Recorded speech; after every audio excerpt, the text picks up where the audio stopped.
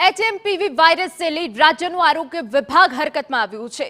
આરોગ્ય વિભાગે અમદાવાદ સિવિલ સહિત તમામ સરકારી હોસ્પિટલને સૂચના આપી દીધી છે।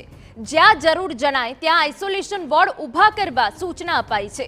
હવે અન્ય રોગોની જેમ લક્ષણ જણાય તો એચએમપીવી નો ટેસ્ટ કરવા પણ સૂચના આપી છે। બાળકો અને વૃદ્ધો માટે ખાસ કાળજી લેવી જરૂરી। આ વાયરસમાં 5 થી 7 દિવસમાં દર્દી સાજા થઈ શકે છે, પરંતુ તે પહેલા રાજ્યનું આરોગ્ય વિભાગ હરકતમાં આવ્યું છે।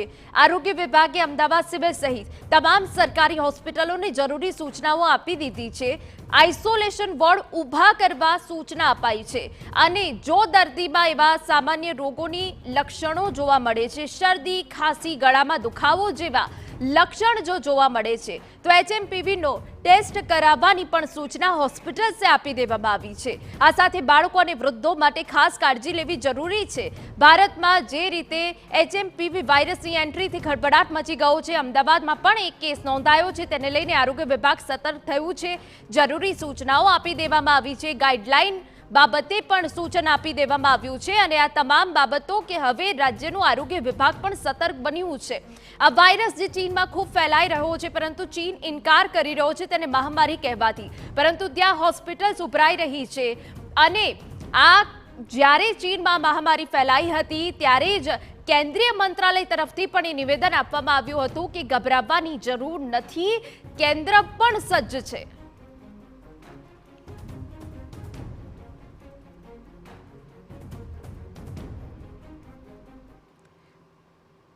તો રાજ્યનું આરોગ્ય વિભાગ કઈ રીતે સતર્ક બન્યું છે, પોલિટિકલ એડિટર કિંજલ મિશ્રા વધુ વિગતે વાત કરવા જોડાયા છે।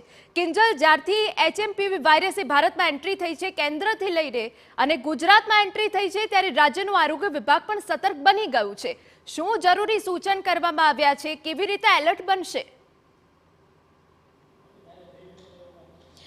देखो 4 तारीखથી બેઠકનો દોર ગુજરાતમાં પણ ચાલી રહ્યો હતો, પરંતુ જે રીતે પહેલો કેસ છે ગુજરાતમાં ડિટેક્ટ થયો છે। હાલાકી એવું કહેવામાં આવી રહ્યું છે કે ગુજરાતનો આ કેસ નથી, જે બાળક છે તે ડુંગરપુરનું બાળક છે અને અરવલ્લીમાં પહેલા સારવાર હતી તે લેવામાં આવી હતી અને ત્યારબાદ ક્યાંક શંકાસ્પદ લાગતા આજે આખું જે પેશન્ટ હતું તેને અમદાવાદ ખાતે ખસેડવામાં આવ્યા હતા, પરંતુ જે રીતે જે પ્રાઇવેટ હોસ્પિટલ હતી તેના દ્વારા પણ સરકારને જાણ કરવામાં નથી આવીને સમગ્ર જે કેસ છે તે ગઈકાલે બહાર આવ્યો છે। ત્યારબાદ રાજ્ય સરકાર દ્વારા સિવિલ હોસ્પિટલ સહિત તમામ જે સરકારી હોસ્પિટલો છે ત્યાં અન્ય રોગ જેમ કે ખાંસી છે, મેલેરિયા છે, ડેન્ગ્યુ છે, તે પ્રકારે એચએમપીવીનું પણ ટેસ્ટ કરવાનો ફરજિયાત કરવામાં આવ્યો છે।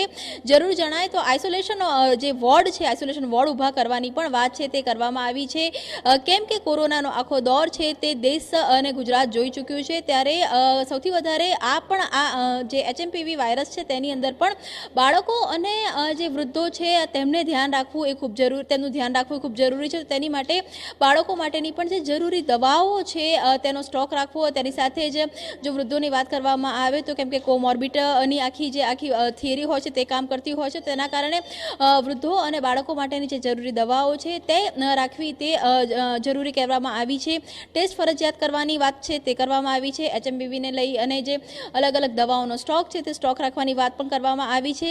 સમયાંતરે સેનેટાઈઝ કરવાની વાત પણ કરવામાં આવી છે અને આજે બપોરે 12 વાગ્યાથી ગાંધીનગરમાં સચિવાલયમાં આરોગ્યને લઈને વિવિધ બેઠકો છે તે બેઠકોનું આયોજન છે તે કરવામાં આવ્યું છે। તેમાં ખાસ કરીને જે દર્દીઓ છે તે દર્દીઓનું મોનિટરિંગ હોસ્પિટલમાં એકદમ વ્યવસ્થિત રીતે થાય અને તેની સાથે જ જો વાત કરવામાં આવે તો જે મોનિટરિંગ હોસ્પિટલો દ્વારા સરકાર અને જો આરોગ્ય વિભાગ તેની સાથે સંકલન રહે તે માટેની પણ વાત છે તે કરવામાં આવી છે।